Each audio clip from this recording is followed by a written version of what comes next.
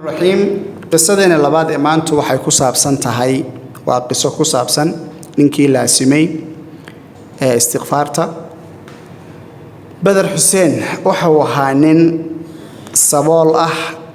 هانتنا وحو كهيستي هل قاري أو كشقيستو noloshii ayaa waxay noqotay mid ku adkaatay isaga iyo qoyskiisii ilaa heer uu gaaray in noloshii daruuriga ahayd ee qoyska ay saamayso korontadii ama leerkii gurigii laga jaro Allahumma salli ala Muhammad bilaabil iyo noloshu ay halkaas gaadho arintu markii halka marayso ayaa waxa uu go'aansaday in uu xaraasho gaarigii uu lahaa kadibna waxa uu tagay nin xafiis haysta waxaanu ku leeyahay gaadhigaygan qaado oo lacag degdeg ah waxaan u baahanaynaa arimo xagga familkayga aan ku xaliyo ninkii oo ay ahaayeen nin ay sheeko wadaag yihiin iskuna fiicnaayeen ayaa waxa uu ku yiri xaaladeyda hoose haddaan kaaga warramo waxaan ahay qof bishii dhaqaale kooban soo galo xaaladeyduna waa iska meel dhaxad ma yihi qof awoodi kara inuu gaadhi ka iibsado laakiin waxaan ku hayaa buu yiri hal xal oo aad kaga bixi karto mushkilada ku haysata ninkii waxa uu yiri maxay tahay halkaasi waxaan ku yiri waxa aad badisaa istighfaarta badi waxaan xasuusiyay xadiiskii nabiga kaleey salaatu wasalaam ee tilmaamay qofkii istighfaarta laasima in ilaahay meel uu san ka filan ka arsaaqo iyo Allahumma salli ala aakhir xadiiskaas ayuu si fiican uga qanciyay kadibna ninkii odayga ahaa isagoo xadiiskiina ku qanacsan ayaa uu bartii waxa uu ka bilaabay inuu istighfaartii uu bilaabo waxaanu dib ugu laabtay gaadhigiisii isagoo istighfaarsanaya gaadhigiisii ayuu nadiifistay oo uu masaxaad iyo ku bilaabay inuu nadiifiyo isagoo rajaynaya in dadkan soo socda dariiqa bal uu helo hal qof oo ama hal qoys oo sii qaado si uu gurigiisii u tago masaarifta oo maxaan ku yiraahdaa oo halka uga helo isagoo dadka naawilaya ayaa waxa ku soo baxay hooyo iyo inan yar oo ay wadato dabadeetana si kadis ah ayaa waxa uu damcay qoyska laftirkiisu sii qaad si kadis ah ilmihii yaraa wuxuu uga soo fakaday hooyadii waxaan u soo galay laamiga jidkii uu ilmihii yaraa soo galay waxa ku soo wajahan gaari aad xawaarihiisu u dheeraynayo kadib waxa uu degdeg u bilaabay inuu ilmihii yaraa uu badbaadiyo jidka uu ka leexiyo ilmihii yaraa uu saa u soo dhinaca uga soo leexiyay gaarigii isaga ayuu garabka ku dhuftay waxaanu ku sii dhacay dhinaca kale ee wadada dhulka ayaa uu madaxa ku dhuftay dabadeetana ninkii miskiinka ahaa ee rabay inuu dad sii qaado isagii ayaa waxay noqotay in la qaado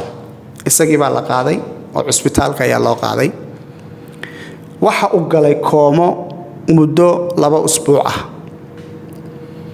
hooyadii ilmaha yar dhashay waxa ay markiiba bilowday in ay raadiso qoyskii ninkani waana heshay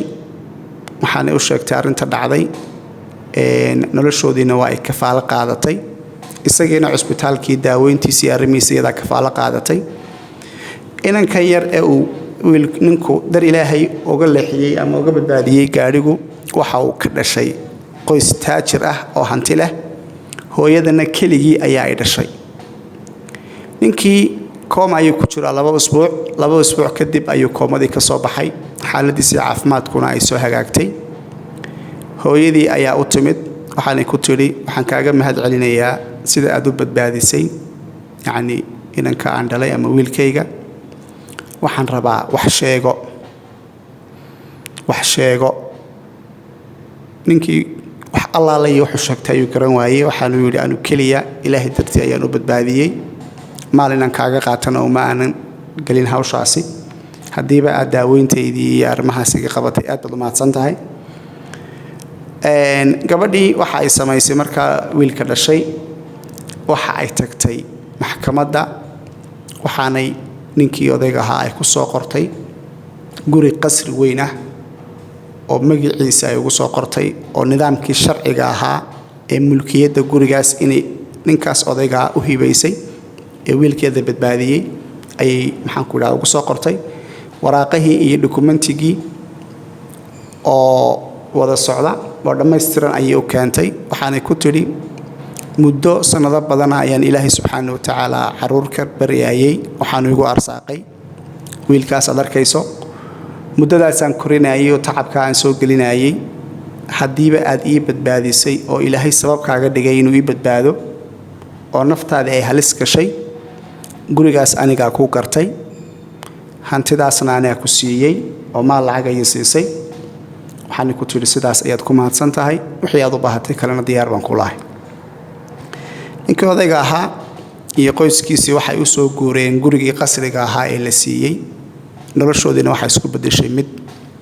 aad u fiican waxa uu bilaabay inuu ku shaqaysto baayac mushtar u galo heer uu gaadhay inuu guryo kale sii dhisto masaajida dhiso sadaqooyin badan uu bixiyo ilaa uu ku soo laabtay maalin maalmaha ka mida ninkii taladaasi kula taliyey oo uu uga mahad celiyey taladii uu siiyey